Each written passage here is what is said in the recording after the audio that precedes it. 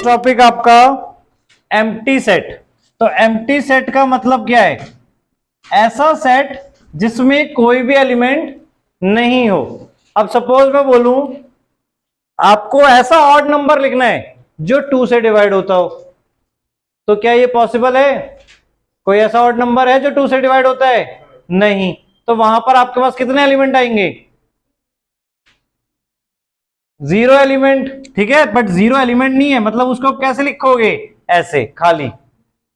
ठीक है, खाली सेट, क्योंकि कोई भी एलिमेंट उसके अंदर नहीं है। अगर हम 0 भी लिख देंगे तो 0 तो एक एलिमेंट बन जाएगा ना। क्लियर? तो 0 नहीं लिखना, उसको एम्प्टी सेट को कैसे डिनोट करते हैं हम? ऐसे। या फिर एक और सिंबल हमने बनाया हुआ है, दैट इज फाई। ठीक है, फाई का मतलब एम्प्टी सेट, नल सेट, मतलब इसके अंदर कोई भी एलिमेंट नहीं है। तो एम्प्टी सेट अगर खाली है तो जरूरत क्या है हमें फिर इसकी? आपने और लिखा है। और। ठीक है, या तो ऐसे डिनोट करेंगे या ऐसे डिनोट करेंगे। ठीक है, तो एम्प्टी सेट की जरूरत क्या है हमें? अगर हमने दो इक्वल सेट को सब्ट्रैक्ट कर दिया तो क्या आएगा? खाली सेट ही आएगा ना। यानी सारे एलिमेंट्स अगर हम सब्ट्रैक्ट कर दें वहां से तो आपका एम्प्टी सेट बनेगा।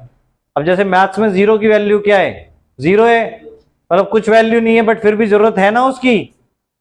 ठीक है, तो इसलिए एम्प्टी सेट की भी सेट्स में जरूरत है।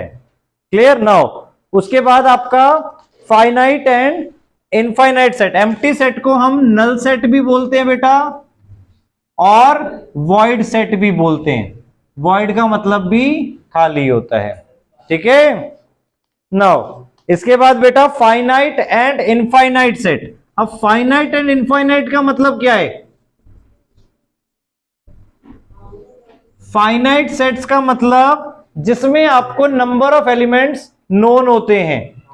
ठीक है, काउंटेबल होते हैं। कि सपोज मैं आपको बोलूं वॉवल्स लिखो, वॉवल्स का एक सेट बनाओ, तो वहां पे आप क्या लिखोगे? ए ई आई ओ यू।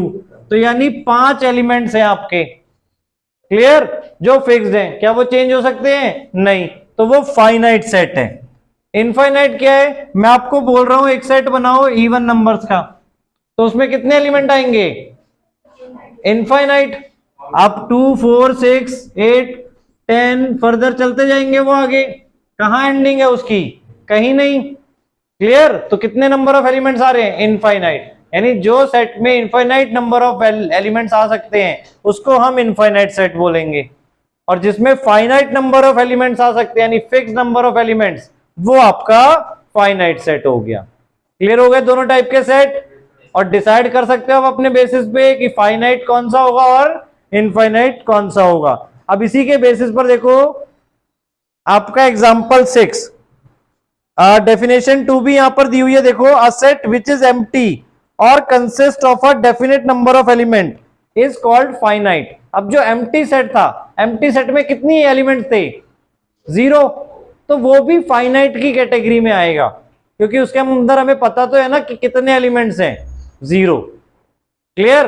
तो वो भी फाइनाइट की कैटेगरी में आएगा, और जिसके अंदर हमें नहीं पता कितने नंबर ऑफ एलिमेंट्स हैं वो क्या हो जाएगा? आपका इनफाइनाइट। क्लियर? नाउ इसी के बेसिस पर एग्जांपल 6 है। देखो, इसमें आपको पूछा है state which of the following sets are finite और इनफाइनाइट। तो फर्स्ट पार्ट में क्या दिया है? x where x belongs to n। Capital N का मतलब natural numbers, and x minus 1 x minus 2 equals to 0।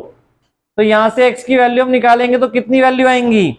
2 value आएंगी, 1 एंड 2। उसके अलावा कोई और आएगी? नहीं। तो हमें यहाँ पे वैल्यूज पता है, 2 आ रही हैं, 2 एलिमेंट्स आ रहे हैं। तो ये किस टाइप का सेट हो गया आपका? फाइनाइट या इनफाइनाइट? फाइनाइट हो गया, क्योंकि हमें पता है फिक्स नंबर ऑफ वैल्यूज यहां पर आ रही है, फिक्स नंबर ऑफ एलिमेंट्स आपके आ रहे हैं।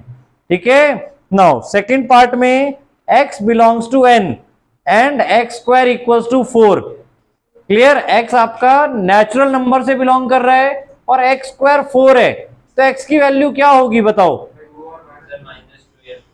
-2 और 2 कह रहे हो, बट -2 नेचुरल नंबर नहीं है, तो x की कितनी वैल्यू यहां पे पॉसिबल है? ओनली 1।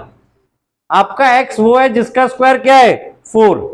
तो कौन सा ऐसा नेचुरल नंबर है जिसका स्क्वायर 4 होता है? 2।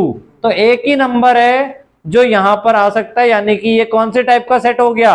फाइनाइट हो गया। थर्ड वाला x belongs to natural number and 2x minus 1 equals to 0, तो यहां पर क्या आ जाएगी x की वैल्यू बेटा 1/2, और x क्या बोला था नेचुरल नंबर, तो ये किस टाइप का सेट हो गया बेटा। अब इसमें देखो 1/2 क्या नेचुरल नंबर है, नहीं, तो ये हमारा कौन सा सेट बनेगा, नल सेट बनेगा, एम्प्टी सेट बनेगा। ठीक है, अब एम्प्टी सेट को क्या बोलते हैं, फाइनाइट या इनफाइनाइट, फाइनाइट, तो ये फाइनाइट सेट ही बनेगा थर्ड पार्ट में आपका। Clear. Now fourth part, x belongs to natural number and x is a prime. अब x नेचुरल नंबर से बिलोंग कर रहा है और x प्राइम है, तो कितने प्राइम नंबर्स पॉसिबल हैं, क्या उनको आप काउंट कर सकते हो, नहीं, जैसे जैसे काउंटिंग और बढ़ती जाएगी और प्राइम नंबर्स बढ़ते जाएंगे। स्टार्टिंग के प्राइम नंबर्स कौन से हैं, 2 3 5 7 11 13 17 19 23 29 31 37, ठीक है, ऐसे बढ़ते चले जाएंगे जितने नंबर्स आपके आगे जाते जाओगे तो। क्लियर। तो ये कौन सा सेट बनेगा, फाइनाइट या इनफाइनाइट, इनफाइनाइट, क्योंकि नंबर ऑफ प्राइम नंबर्स हम काउंट नहीं कर सकते कि टोटल कितने हैं। क्लियर। 5 FI, ठीक है।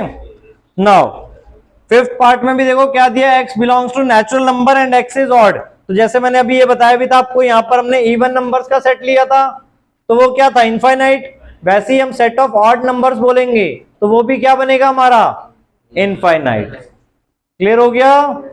तो यहां पर आपके जब आपके नंबर ऑफ एलिमेंट्स अनलिमिटेड हैं तो वहां पर आप इनफाइनाइट सेट्स बोल दोगे उन्हें। क्लियर। नाउ नेक्स्ट टॉपिक आपका इक्वल सेट्स। इक्वल सेट्स, अब किसी भी सेट्स को हम इक्वल कब बोल सकते हैं, जब उसके अंदर सेम नंबर ऑफ एलिमेंट्स आ रहे हो। सपोज हमारे पास एक सेट है जिसमें हमने बोला क्या कि हमें फर्स्ट 5 मल्टीपल्स लिखने हैं 2 के, फर्स्ट 5 मल्टीपल्स लिखने हैं किसके, 2 के, तो क्या आएंगे 2 4 6 8 10, और दूसरा सेट हम बोल रहे हैं इवन नंबर्स लिखने हैं अप टू 10, इवन नंबर्स लिखने कहां तक, तो उसके एलिमेंट्स क्या होंगे। ठीक है, अब देखो दोनों जगह हमने स्टेटमेंट अलग बोली बट एलिमेंट्स क्या आ गए हमारे उन दोनों के, सेम। तो जब आपके दो सेट्स के एलिमेंट सेम होंगे तब आप उनको क्या बोलोगे, equal sets. Total number of elements और एलिमेंट्स दोनों सेम होने चाहिए आपके। Clear, total number of elements equal होने चाहिए और एलिमेंट्स सेम होने चाहिए, तब आप दोनों सेट्स को क्या बोलोगे, इक्वल। अगर एक भी कम या ज्यादा है तो वो सेट्स इक्वल नहीं होंगे। क्लियर हो गया इक्वल सेट का मीनिंग। इसी बेसिस पर अब देखो example 7, find the pairs of equal sets if any give reason. आपको एग्जांपल 7 में इन सब में से चूज करना है कि कौन सा इक्वल सेट है। अब कुछ आपको रोस्टर फॉर्म में दिया हुआ है और कुछ आपको डायरेक्ट कौन सी फॉर्म, सेट बिल्डर फॉर्म में दिया हुआ है। तो पहले वाले ए में तो क्या दिखा है, 0, यानी ए के अंदर 0 एलिमेंट है, मतलब सिर्फ एक एलिमेंट है और वो 0 है। क्लियर। बी का क्या बोला है, x is greater than 15 and x is less than 5। अब कोई नंबर ऐसा हो सकता है जो 15 से बड़ा हो बट 5 से छोटा हो, क्या ये पॉसिबल है, नहीं। तो यहां पर आपका a तो ऐसा था जिसमें 0 आ रहा था, b क्या बन जाएगा, नल सेट। b के अंदर कोई एलिमेंट ही नहीं आएगा क्योंकि कोई ऐसा नंबर ही नहीं है जो 15 से बड़ा हो और 5 से छोटा हो। ठीक है। सी पार्ट में क्या बोला है, x where x minus 5 equal to 0, तो सी में क्या निकलेगा आपका 5 आ जाएगा, x की वैल्यू क्या निकलेगी 5, तो 5 उसका एलिमेंट हो गया। डी पार्ट में क्या हो जाएगा, एक्स स्क्वायर इक्वल टू 25 बोला है, 5 और -5 दोनों होंगे बेटा, क्योंकि दोनों के स्क्वायर क्या होते हैं 25, और यहां पर हमें यह नहीं बताया कि x आपका नेचुरल है या रैशनल नंबर है या इंटीजर है, ऐसा कुछ नहीं बोला, तो हमें रियल नंबर की तरह ही ट्रीट करना है उसे। नाउ ई, अब ई में बोला है कि इंटीग्रल पॉजिटिव रूट से आपका ई क्या है, आपका इंटीग्रल पॉजिटिव रूट है किस इक्वेशन का, x square minus 2x minus 15। तो अगर आप x square minus 2x minus 15 को अगर फैक्टराइज करो तो कितना आएगा, कोई बता सकता है जल्दी से? फैक्टर्स क्या बनेंगे? 5 और 3। तो आंसर आपका आने वाला है x माइनस 5 और x प्लस 3। ठीक है, तो इसमें आंसर्स क्या निकलेंगे आपके, मतलब ई वाले सेट के 5 एंड माइनस 3। तो अब इन पांचों सेट्स में से बताओ क्या कोई इक्वल सेट्स है? सी वाला क्या था आपका?